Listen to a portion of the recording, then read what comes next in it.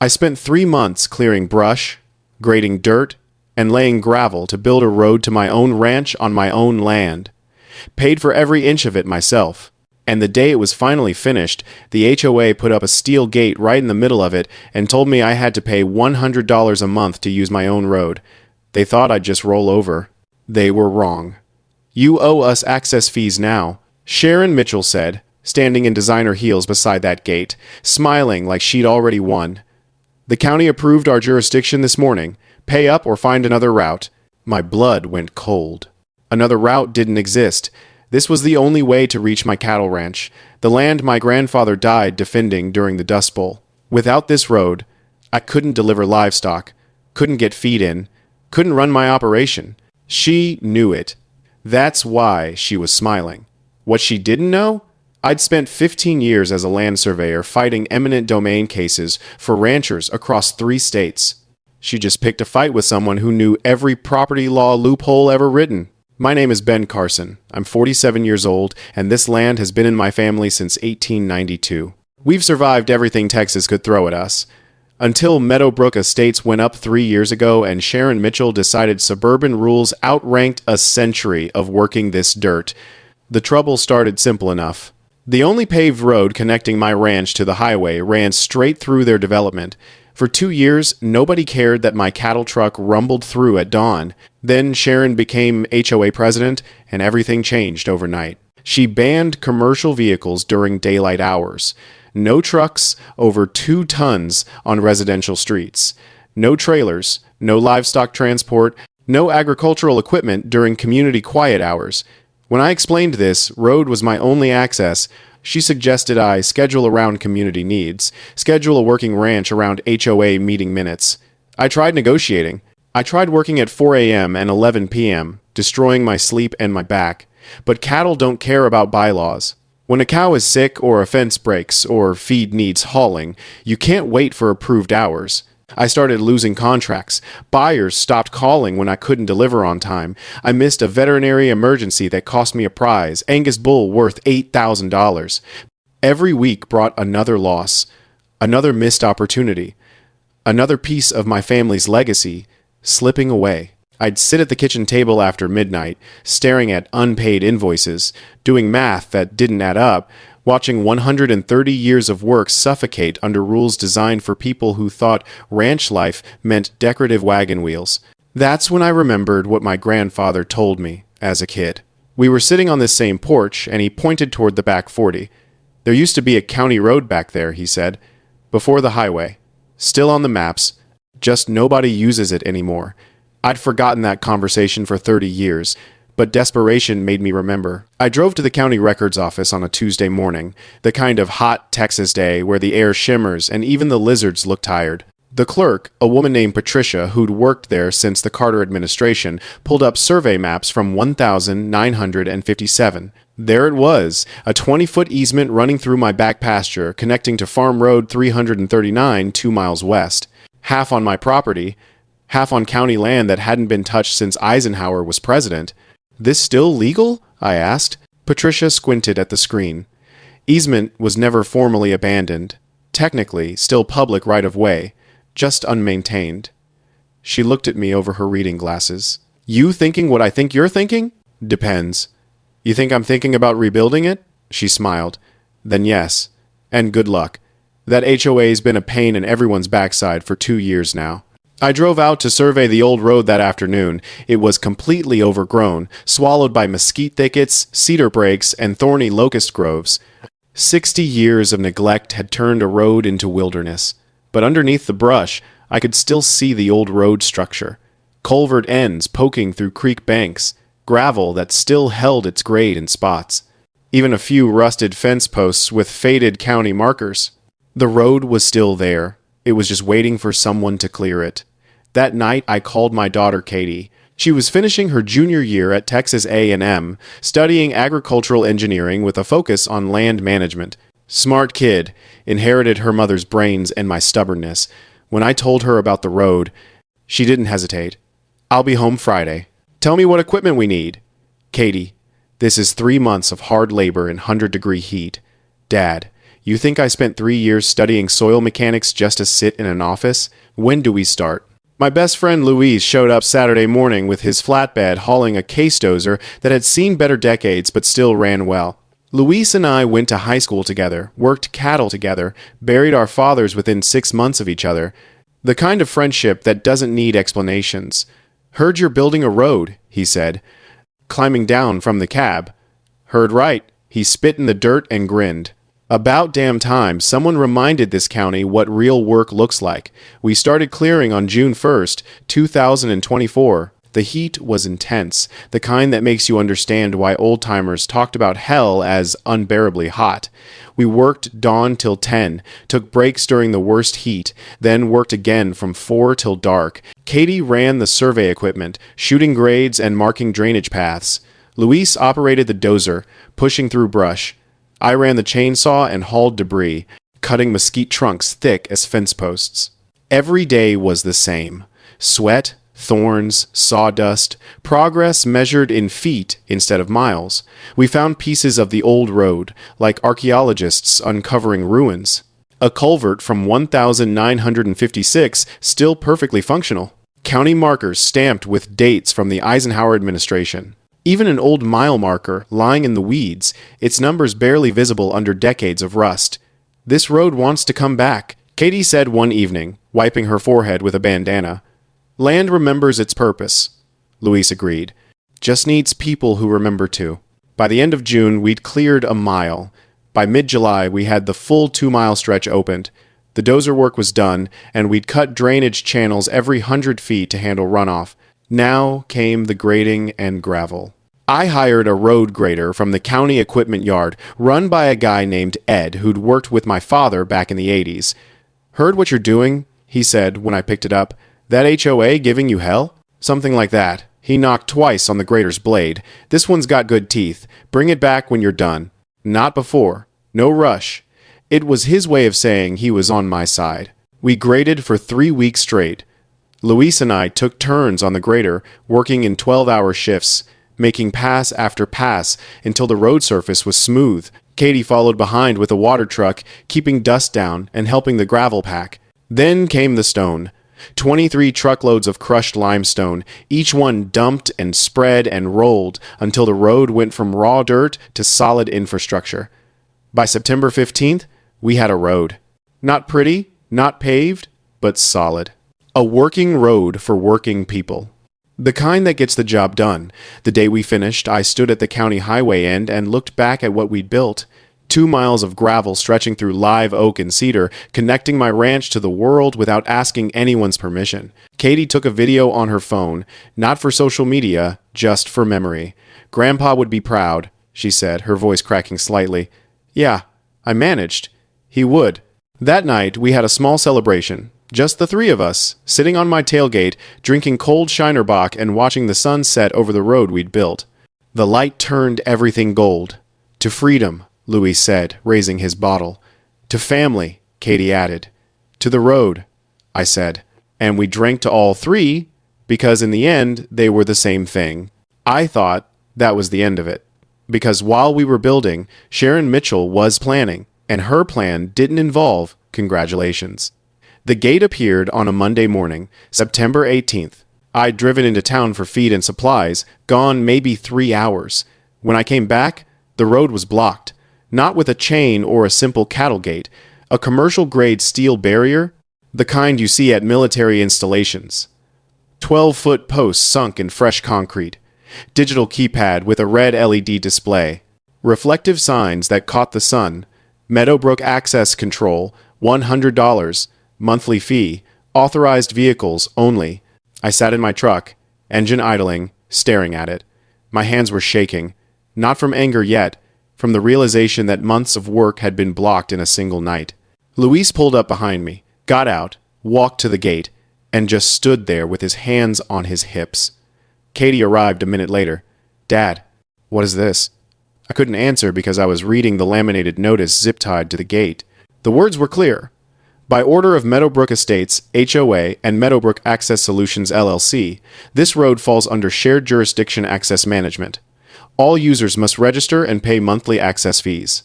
For questions, contact Sharon Mitchell, President. Shared jurisdiction, I said quietly, on my property and county easement. Can they do this? Katie asked. They just did. I pulled out my phone and started photographing everything. The gate, the signs, the fresh concrete still pale from curing, the keypad with its blinking red light, the tire tracks in the dirt where their trucks had come and gone. Then I called the county. Patricia answered, and her voice dropped when she heard my name. Mr. Carson, I was hoping you wouldn't find out this way. Find out what? The HOA filed an emergency access management petition Friday afternoon, claimed the road poses safety and liability concerns. The county administrator granted temporary approval pending review. My chest went tight. That road is on my land and public easement. They have no authority. I know, she said, and she sounded genuinely sorry. But until the legal review is complete, the gate stands. I'm sorry, Ben. This isn't right, but my hands are tied. I hung up and looked at the three of us standing in front of a gate that shouldn't exist. They use bureaucracy as a weapon, Louise said. So what do we do? Katie asked.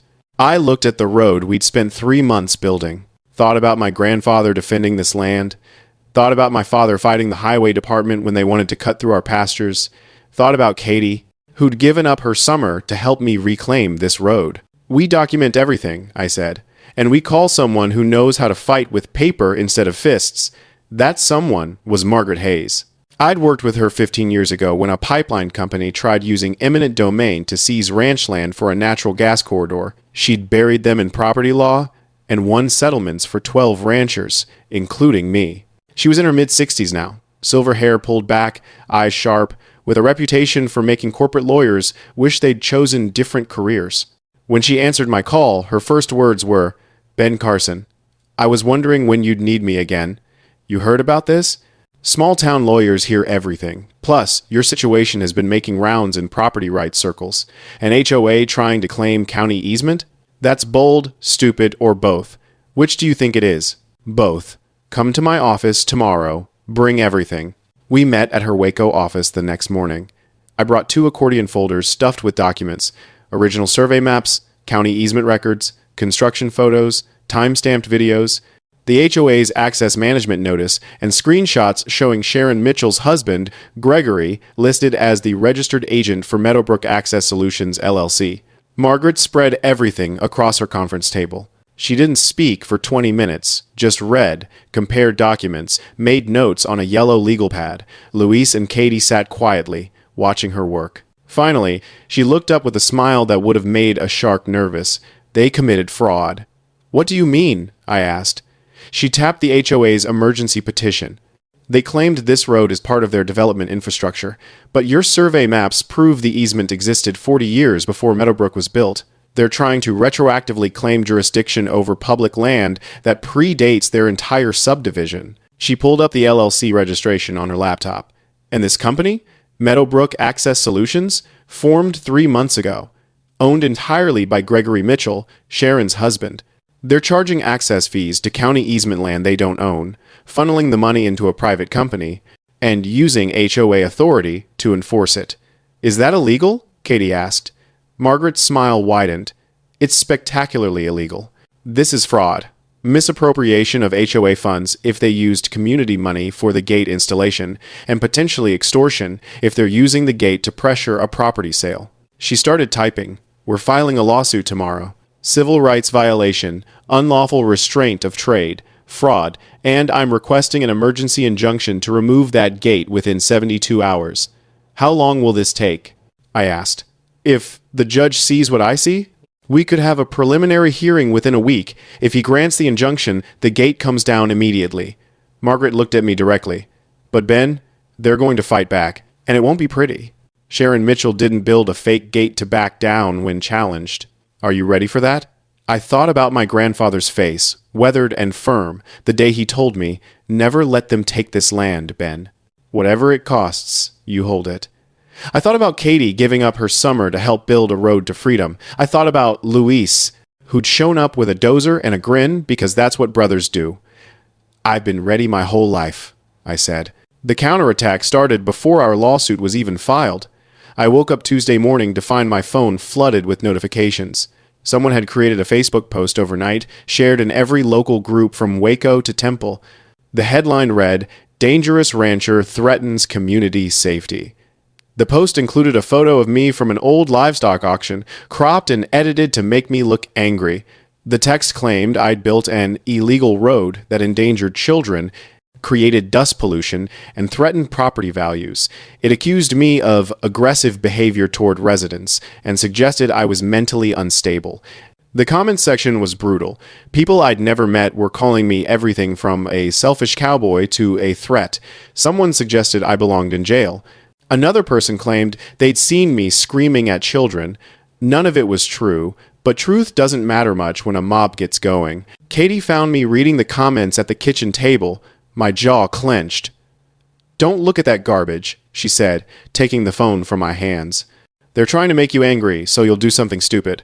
"How do you fight this?" I asked. "People believe what they read." "No," she said firmly. "People believe what they feel, and right now they're being manipulated by someone who's very good at it. But facts beat feelings in court.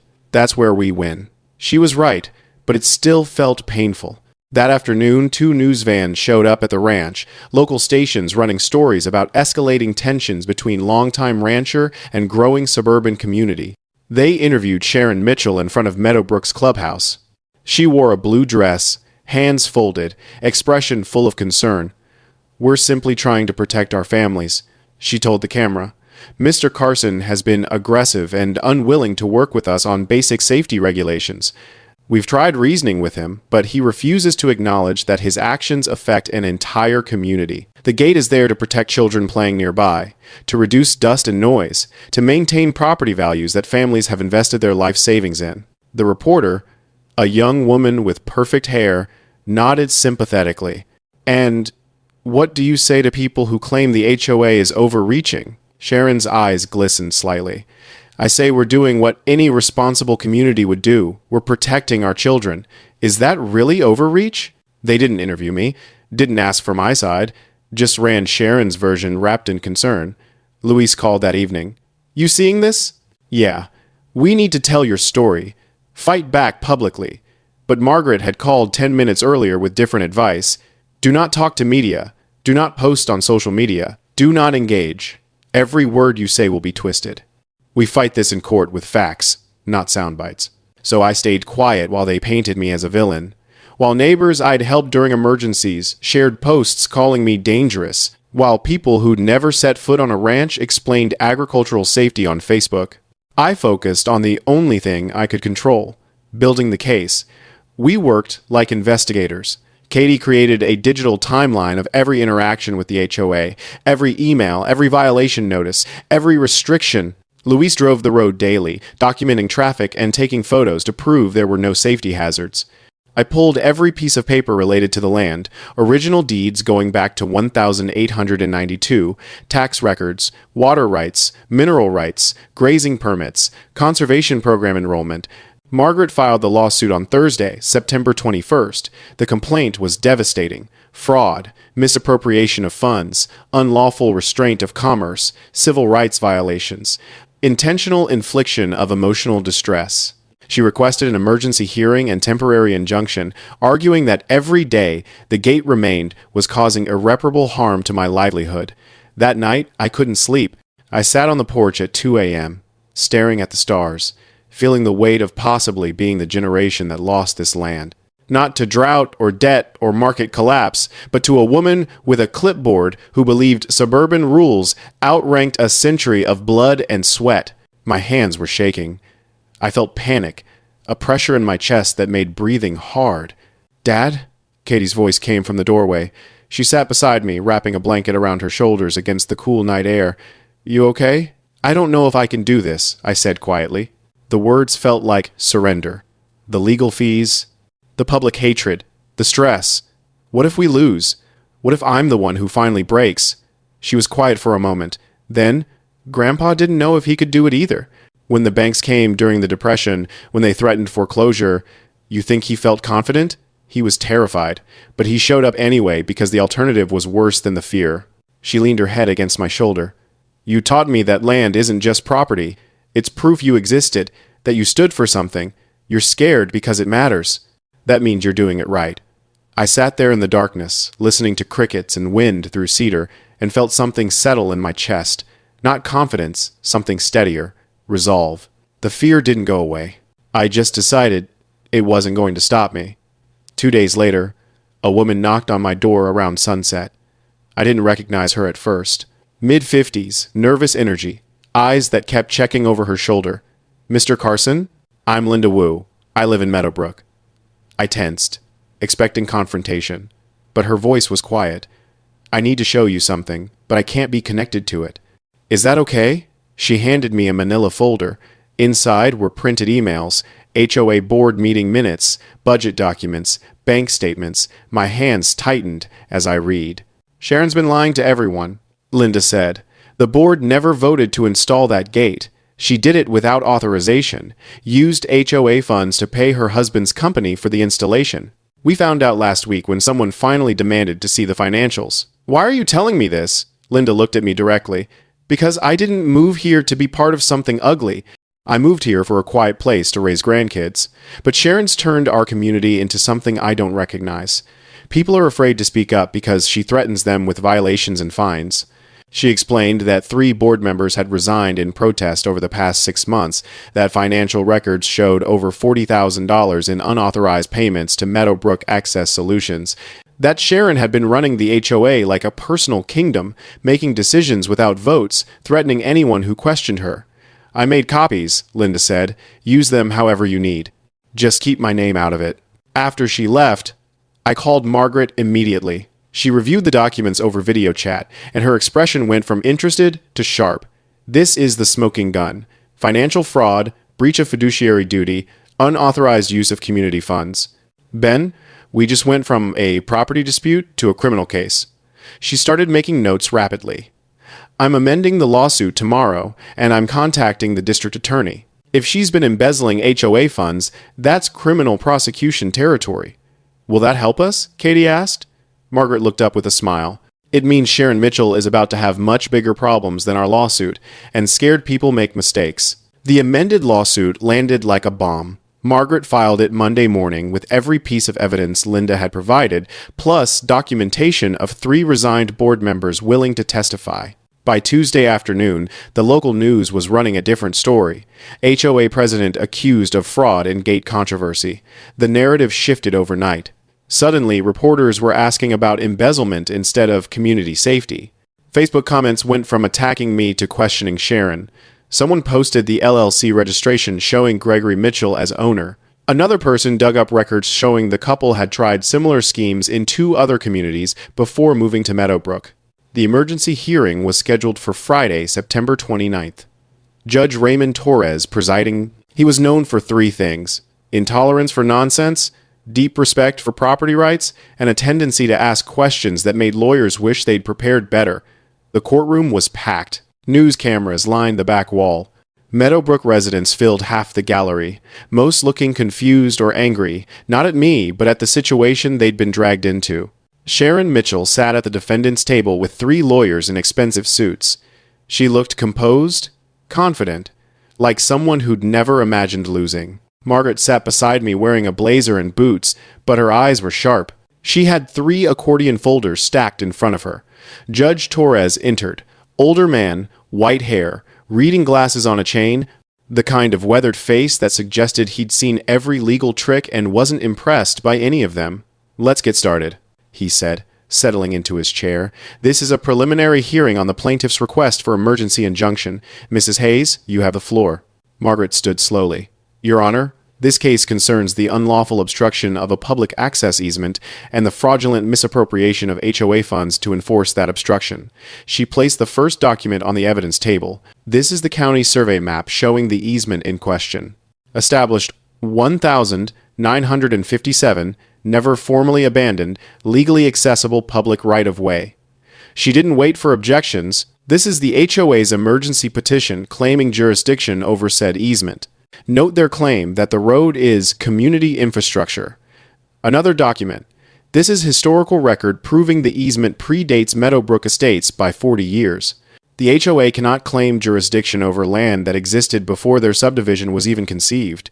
Judge Torres leaned forward, studying the maps. Sharon's lead attorney stood. Your Honor, regardless of historical status, the current road construction was performed without proper county permits and poses legitimate safety concerns. Margaret didn't even look at him. Your Honor, this is the county's written confirmation that no permits were required for maintenance of an existing public easement. My client wasn't building a new road. He was clearing an abandoned one. She placed another document with a paper trail that made several people in the gallery whisper. This is the formation document for Meadowbrook Access Solutions, LLC. Registered 3 months ago. Sole owner, Gregory Mitchell, husband of the HOA president. She let that hang for a moment. These are bank records showing HOA funds transferred to this company without board approval. The courtroom went silent. The gate was installed using community money, Margaret continued, her voice level, to funnel access fees into a private company owned by the HOA president's spouse. This isn't community protection. This is fraud disguised as governance. Judge Torres removed his glasses slowly. Counselor, he said to Sharon's attorney, did the HOA board vote to authorize this gate installation? The lawyer hesitated. Just for a second, but everyone saw it. Your Honor, the president acted under emergency authority granted by the bylaws. Margaret placed another document on the table.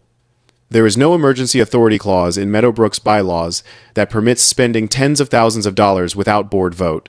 I have the complete bylaws here, highlighted for reference. She added more papers. I also have written testimony from 3 former board members who resigned in protest. All 3 state they were never consulted about the gate, never voted on the expenditure, and were threatened with legal action when they questioned the president's authority. The judge's expression darkened. He looked directly at Sharon Mitchell. Mrs. Mitchell, did you authorize payment to a company owned by your spouse without HOA board approval? Sharon's composure cracked. Tension around her eyes, her hands gripping the table edge. The community needed protection, Your Honor. I acted in everyone's best interest. Sometimes, leadership requires making difficult decisions quickly. That's not what I asked, Judge Torres said, his voice dropping. The silence stretched. Sharon's lawyer leaned over and whispered urgently in her ear. She shook her head slightly, didn't answer the question. Judge Torres set his glasses down with precision. I'm issuing an immediate preliminary injunction. The gate is to be removed within 48 hours at the expense of Meadowbrook Access Solutions, LLC. The HOA is barred from claiming any jurisdiction over the disputed easement. All access fees collected are to be returned to payers within 30 days. He wasn't done. Furthermore, I'm referring this matter to the District Attorney's Office for investigation of possible fraud, embezzlement, and misuse of community funds. And I'm ordering a full forensic audit of the HOA's finances for the past 3 years. He looked at Sharon Mitchell one more time. Mrs. Mitchell, you don't own other people's rights of way, and you certainly don't profit from them. The gavel came down, not loud, just final, like a door closing on something that should never have been opened. Margaret exhaled through her nose, the only sign of emotion she allowed herself. Katie squeezed my hand so hard I felt her pulse through my palm, and I sat there feeling something I hadn't felt in months, relief. The weight of fighting finally stops pressing down. Outside the courthouse, reporters swarmed with microphones and cameras. Margaret handled them with 3 sentences. Justice was served today. The road will be open within 48 hours. No further comment at this time. We drove back to the ranch in silence, not because we had nothing to say, but because some moments don't require words. They came to remove the gate on Sunday morning, October 1st. Not in darkness, not with secrecy, but in full daylight with county supervision. 3 workers with cutting torches and a flatbed truck. I stood on the hill above the road with Katie and Luis, watching sparks fly as they cut through the steel posts that had blocked our road for 2 weeks. The gate that had represented months of harassment, thousands in legal fees, sleepless nights, and public humiliation came down in under an hour. Each post fell with a hollow clang as it hit the truck bed. The keypad was disconnected and tossed into a pile of scrap. The reflective signs were peeled off and thrown away. When the last post was loaded, the crew foreman walked up to where we stood. He was older, weathered, the kind of man who'd worked outside his whole life. Sorry it took this long, he said. Shouldn't have gone up in the first place. Appreciate you doing it right, I said. After they left, we walked down to the road. The concrete footings were still there, raw holes in the ground where the posts had been anchored. Katie looked at them thoughtfully. What are you going to do with these day? Dad? I looked at the scars in my road and thought about my grandfather, who'd always said the best things endure. We're going to fill them with wildflowers, I said. Turn something meant to stop us into something that blooms every spring. Over the next 2 weeks, we hauled in topsoil and compost. Katie researched native Texas wildflowers and ordered seeds: bluebonnets, Indian paintbrush, Mexican hat, black-eyed Susans. We filled each concrete hole with rich soil, planted the seeds, and watered them carefully. By spring, those spots would burst with color, a living reminder that ugliness doesn't last, but beauty endures. The lawsuit continued through the fall. Discovery revealed that Sharon Mitchell had embezzled over $47,000 in HOA funds over 18 months. The money had gone into Meadowbrook Access Solutions, which existed solely to collect and launder HOA fees through her husband's accounts. The district attorney filed criminal charges in November: fraud, embezzlement, breach of fiduciary duty, abuse of corporate authority. The evidence was overwhelming. Bank statements, meeting minutes showing decisions made without votes, threatening emails to board members who questioned her, a paper trail so clear it read like a confession. Sharon's lawyers tried negotiating a plea deal. The DA wasn't interested. The trial was scheduled for March 2025. In January, faced with testimony from 9 former board members, forensic accounting showing years of financial misconduct, and video of her own statements at the preliminary hearing, Sharon Mitchell accepted a plea agreement: guilty to reduced charges. 2 years probation, full restitution to the HOA, and to me, for economic damages, a $50,000 fine, and a permanent ban from serving on any homeowners association board in Texas. Her husband's LLC was dissolved, assets seized to pay restitution. The county formally designated the road as Carson Lane in February 2025. They installed a small green highway sign at the junction with Farm Road 339, Carson Lane. Katie called me from College Station when she heard, "Dad, they named it after Grandpa. They named it after all of us," I said. "Everyone who fought for it." She graduated from Texas A&M in May with honors and came home to work the ranch full-time. We expanded the cattle operation, added a small hay production business, started hosting agricultural education workshops on weekends for families from Meadowbrook and beyond. Kids who'd never touched a cow or seen how hay bales were made came out and learned what ranch life actually meant. Some of those Meadowbrook families became friends. Not all of them. Some still believed. Sharon's version still saw me as the aggressor. But truth doesn't need universal acceptance. It just needs to be true. Linda Wu, the woman who'd risked everything to bring us evidence, was elected HOA president in March. She reformed the bylaws completely, added term limits, transparency requirements, mandatory board votes for all expenditures over $500, open financial audits, resident oversight committees. She called me one evening in April. "I wanted you to know Meadowbrook is different now. We're trying to be actual neighbors instead of enforcers. I appreciate that, Linda. Some people want to apologize. For believing the lies, for the Facebook posts, for not questioning things earlier. Tell them the land doesn't hold grudges," I said. "Neither do I. On warm evenings now, I drive Carson Lane slowly. Windows down, radio off, just listening to gravel crunch under my tires. Katie sometimes rides with me, laptop open, working on grazing rotation schedules or market analysis. She's better at the business side than I ever was. Smarter, more organized, sees angles I miss.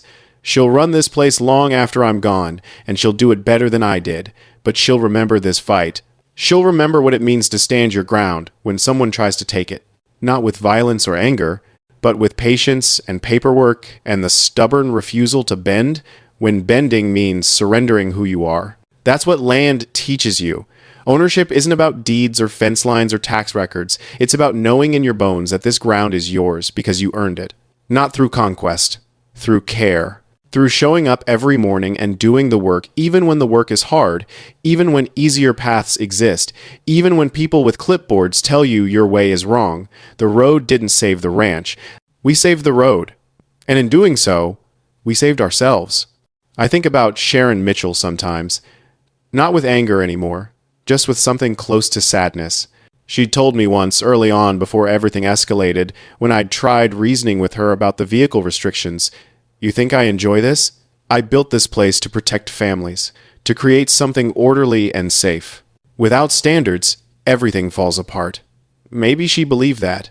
Maybe she genuinely thought controlling every aspect of community life was leadership instead of tyranny. Maybe good intentions twisted somewhere along the way until she couldn't tell the difference between protection and power. That's the danger of authority without accountability. It doesn't corrupt you with one big choice. It does it quietly, one small decision at a time, until you're charging fees for roads you don't own and believing it's for everyone's good. The land is still ours. The road is still open. Every morning when I drive down Carson Lane to check cattle or haul feed or just watch the sunrise, paint the hills gold, I'm reminded of what my grandfather told me when I was 10 years old. We were sitting on this same porch, and I'd asked him why we didn't just sell the land and move to town like other families were doing. "Son," he said, "freedom isn't free, and land isn't just dirt. It's proof you existed, that you worked, that you stood for something when standing was hard. You can sell anything except your own backbone. The moment you do that, you're not a man anymore. You're just someone waiting for the next person to tell you what you're allowed to be. This land is my proof. And no gate, no paperwork, no amount of intimidation or public shaming will ever take that away." On warm evenings, when the light turns everything gold and the wind carries the scent of cedar and grass, I sit on my porch and look out at Carson Lane stretching toward the horizon.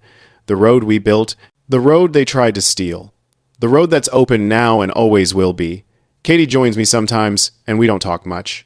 Just sit in the quiet that comes after the storm, the peace that's earned instead of given. Luis stops by occasionally, brings beer, tells bad jokes, reminds me that some friendships are stronger than blood because they're built on choice instead of obligation. The ranch is still here, the cattle are healthy, the road is open, the wildflowers bloom. And every morning when I wake up, I know that this land, this life, this freedom is mine, not because someone gave it to me, but because I refuse to let anyone take it. That's victory. Not loud, not dramatic, not wrapped in speeches or celebrations, just lasting, like good fence posts, like honest work, like a road built by hand that leads home.